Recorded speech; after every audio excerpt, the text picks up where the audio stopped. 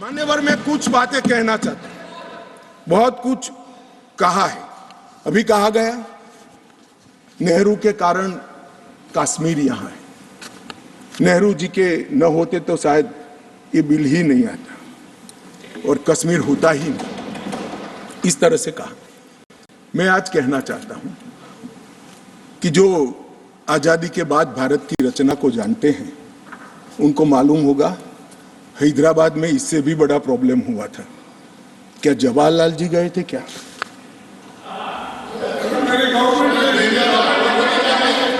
तो यहां गवर्नमेंट नहीं, यहां नेहरू। क्या कर रहे हो खड़गे जी? अभी भी वापस आओ।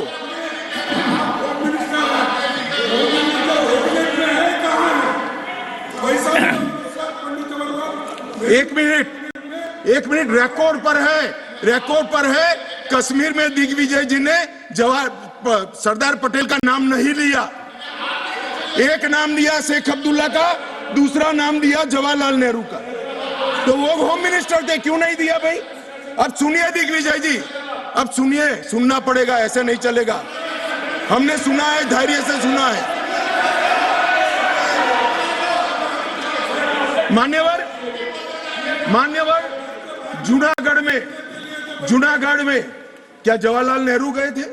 हैदराबाद में जवाहरलाल नेहरू गए थे, लक्षद्वीप में जवाहरलाल नेहरू गए थे, जोधपुर में जवाहरलाल नेहरू गए थे। जवाहरलाल नेहरू एक ही जगह काम देखते थे, जम्मू कश्मीर में, जिसको आधा छोड़कर आ गए।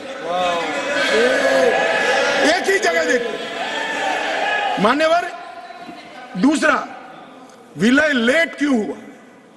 सारे लोग जानते हैं साहब, इतिहास को 1000 फुट नीचे दफन कर दो, वो ऐसा बीज है जो वटवृक्ष बनकर सच्चाई बाहर आ जाती है। सब जानते हैं कि हमारा विलय इसलिए लेट हुआ कि महाराजा पर किसी एक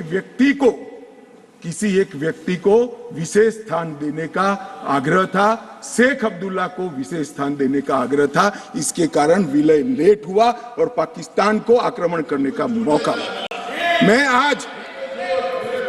मैं आज ये पूछना चाहता हूं कि इतने सारे कठिन राज्यों का विलय हो गया, कहीं पर 370 क्यों नहीं है? क्यों नहीं है? ना जोधपुर में है, ना जूनागढ़ में है, ना हैदराबाद में है, ना लक्षद्वीप में है। क्यों 370 नहीं है? कि संवेदनशील हृदय के कारण 370 है, संवेदनशील हृदय। मान्यवर, कंडीशन किसने रखी, किसने स्वीकार की? इतिहास जवाब मांगता है, देश की जनता जवाब मांगती है, जवाब देना पड़ेगा, भाग नहीं सकते इतिहास से कोई। मान्यवर, सेना भेजने में देरी क्यों हुई? और ये कहते हैं कि इसके बाद भी देरी हुई है। मैं साहब एक रेफरेंस सैम मानेकशॉ का देना चाहता हूं। फील्ड मार्शल सैम मानेकशॉ तब डायरेक्टर ऑफ मिलिट्री ऑपरेशंस थे। उन्होंने एक जगह पे कहा है कि कबीलाई हमलावर आक्रामक और लूट मचा रहे थे, तब चर्चा में ही व्यस्त थे। मैं व्यक्ति का नाम देना नहीं चाहता वरना खड़े हो जाएंगे। तब एक मीटिंग में सैम मानेकशॉ मौजूद थे। सरदार पटेल जी ने नेहरू जी को कहा, जवाहर, आप कश्मीर चाहते हो या नहीं चाहते हो, देरी क्यों हो रही है? तब जाकर सेना भेजने का निर्णय हुआ है। जवाब देना पड़ेगा। नहीं, दिग्विजय भी ऐसे मत करे, मैं भेज दूंगा आपको, पुस्तक ही भेज दूंगा। मान्यवर, Honorable Home Minister is not yielding. He is not yielding. Honorable Home Minister is not yielding. मान्यवर, एक बात सर्वविदित है, अगर असमय सीज फायर असमय नहीं होता तो आज पाक ऑक्यूपाई कश्मीर नहीं होता। अब पत्रों का जिक्र कर रहे हैं, किसी अंग्रेज सेनापति ने देखा, मैं जरूर देखूंगा इसको, अगर लिखा है तो देखना चाहिए। परंतु अफसर कुछ भी कहे, देश का प्रधानमंत्री का देश की जमीन के लिए संवेदनशीलता होना चाहिए या नहीं होना चाहिए? मान्यवर, इतना छोटा सवाल है। हमारी सेना जीत रही थी, वो भाग रहे थे, 2 दिन रुक जाते, पूरा पाक ऑक्यूपाई कश्मीर तिरंगे के तले आ जाता। क्यों किया? दूसरा, क्यों मामले को यूएन में ले जाया गया। अब ये सारी चीजों को आप कहते हैं कि रेफरेंस लाइए। मान्यवर, मुझे मालूम था दिग्विजय सिंह, हाँ करता हूं, बैठिए। मुझे मालूम था साहब ये खड़े हो जाएंगे, इसलिए मैं लेकर आया।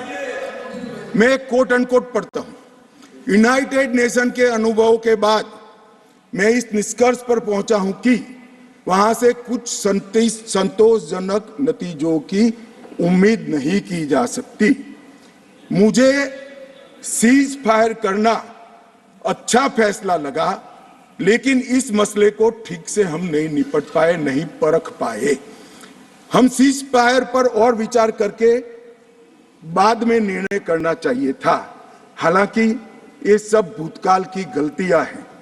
ये जो कोट है किसी और का नहीं है, जवाहरलाल नेहरू का है। अब उनको तो मानोगे या नहीं मानोगे कि उन्होंने गलती की है, स्वीकार करी है। और साहब एक मिनट, सोर्स भी बता देता हूं। Nehru memorial museum and library, Jawaharlal Nehru connection, JNSG 143 part 1। और उस वक्त जब ये अरे भाई, स्वयं नेहरू कह रहे हैं मेरी गलती थी, क्यों इतना पकड़ कर रखा है पूंछ। मान्यवर, और चलो संयुक्त राष्ट्र में जाना भी था तो अनुच्छेद 51 में क्यों ले गए, जहां भारत के अधिकार सीमित होते थे। अनुच्छेद 35 में जाते तो भी हमें कोई दिक्कत नहीं होती। ये भी एक बहुत बड़ा गलत फैसला था। वीडियो पसंद आया तो हमें लाइक, कमेंट, शेयर और सब्सक्राइब जरूर करें।